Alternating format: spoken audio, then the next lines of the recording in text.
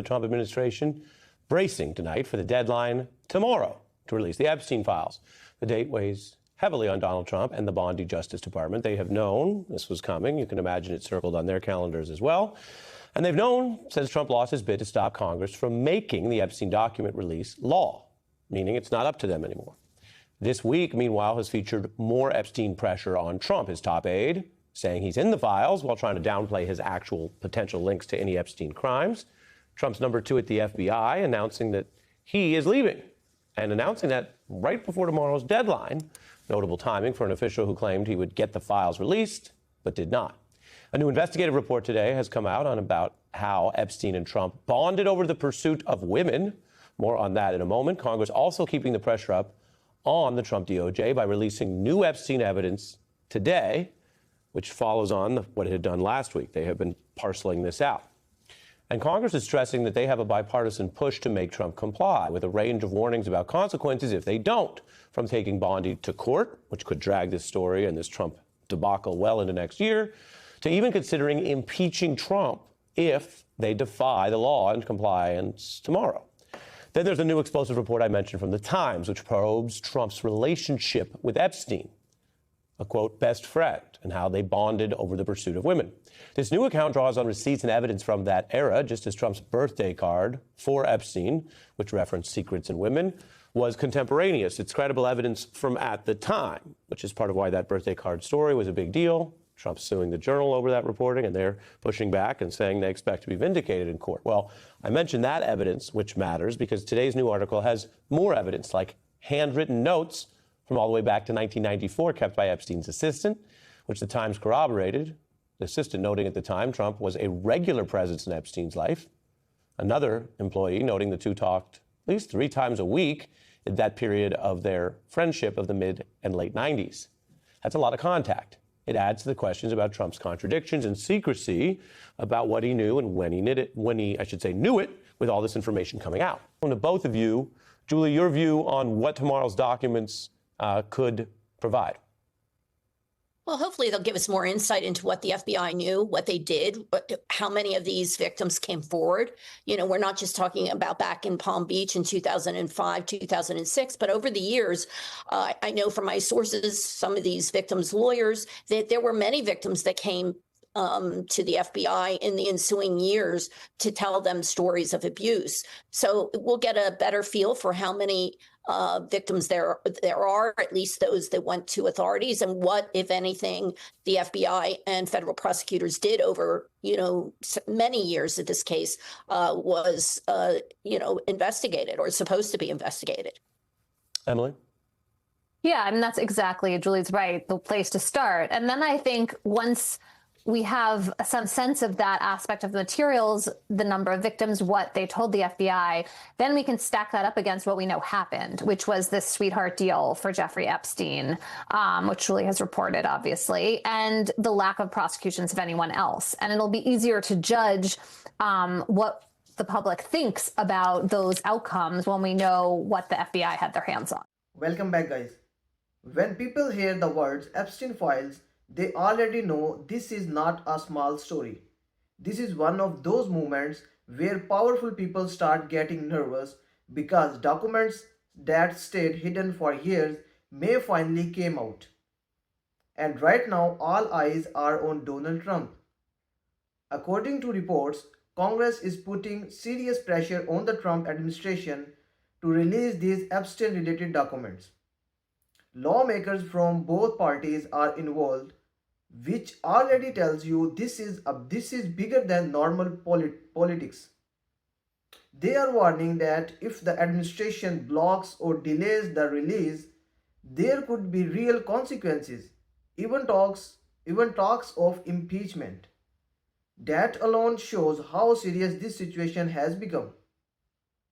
One important point people need to understand is this: the president may be immune from criminal charges for official actions, but his ideas are not. Anyone around him who breaks the law could face serious legal trouble. That creates a lot of tension behind the scenes because suddenly loyalty has limits when prison is a possibility. What really added fuel to this fire is a new investigation by the New York Times. This report looks deeply into the relationship between Donald Trump and Jeffrey Epstein. The article does not accuse Trump of taking part in Epstein's crimes, but it paints a picture that raises uncomfortable questions.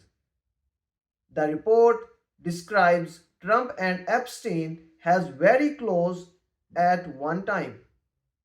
It states they were best friends who spent a lot of time together and bonded over their interest in women. According to handwritten notes from Epstein's assistant, Trump was a regular presence in Epstein's life. They talked often, and Trump was not just a distant acquaintance. The article claims Trump would talk to Epstein about his sexual experiences and even sent modeling cards for Epstein to look through. Again, this does not prove criminal behavior, but it creates a serious question. What did Trump know, and when did he know it? That question is at the heart of why people are demanding these files. Epstein did not operate in secret. Many powerful people were around him. The real issue is whether those people ignored warning signs, benefited from his influence, or looked the other way while crimes were happening. The video also reminds viewers that Trump has faced other accusations over the years. Jean Carroll accused him of sexual assault and later defamation. She won 2 civil judgments against him. These cases matter because they show a pattern of allegations that juries have already taken seriously. Journalist Julie K. Brown, who has spent years investigating Epstein, says she hopes these documents will finally reveal what the FBI knew and when they knew it. For years, victims tried to speak out, but their stories were ignored or buried. If records show that law enforcement and information and failed to act, that would be a major scandal on its own. Emily Beslon from the New York Times Magazine adds another key point. These documents could explain how Epstein received such a lenient deal in the past. Many people believe Epstein was protected by powerful connections. If the files show who helped him avoid serious punishment, it could change how history remembers this case. This is also discussion about Epstein's modeling agency. Some believe it may have been used as a front for sex trafficking.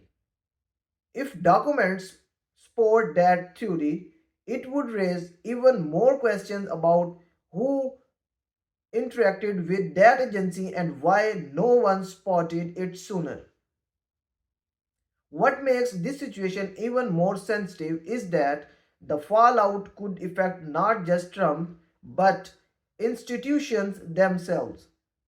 If failures happened across different administrations, including democratic ones, then this becomes a story about systematic protection of the powerful, not just one man. Supporters of Trump argue that friendship does not equal guilt. They point out that Trump has denied involvement in Epstein's crimes and that no document so far accuses him directly. That argument is fair, but transparency matters, especially when dealing with someone like Epstein, whose crimes destroyed lives. For critics, the concern is not only about illegal actions but about character, judgment, and accountability. Why were powerful people around Epstein for so long? Why were warnings ignored? And why did it take journalists and victims years to force this story into the open? This is why the release of these files matters. It's not about political revenge. It's about answers. It's about it's about whether the system protects victims or shields the powerful. And it's about whether the truth finally matters more than influence. Right now, Trump faces pressure not just from Congress but from public opinion. Every new report, every new document adds another layer to a story that refuses to disappear. Even if no crime is proven, the questions alone are enough to shake trust. In the end, this story is bigger than Trump, bigger than Epstein, and bigger than any single action.